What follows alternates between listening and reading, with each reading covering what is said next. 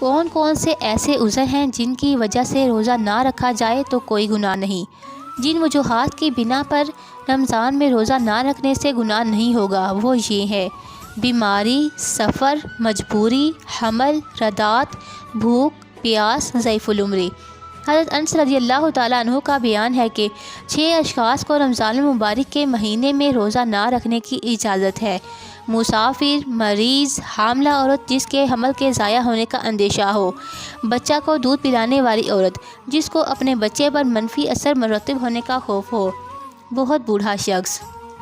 اس اجازت کا مقصد مریض سے مشقت کو دور کرنا ہے، مثلاً کسی عضو کے تلف ہو جانے کا خوف ہو، یا ذیابطی مرض یا دیر سے شفایابی کا خطرہ ہو، یا کسی مرض کی وجہ سے اتنی کمزوری ہو گئی ہو کہ وہ کھڑے ہو کر نماز نہ پڑھ سکے، تو اس کے لیے جائز ہے کہ وہ روزہ نہ رکھے۔ اسی طرح اگر وہ بیمار تھا اور ابھی صحت یاب ہوا ہے اور روزہ رکھنے سے دوبارہ بیمار پڑ جانے کا غالب گمان ہے تو صحیح قول کے مطابق اس کو روزہ نہ رکھنے کی اجازت ہے۔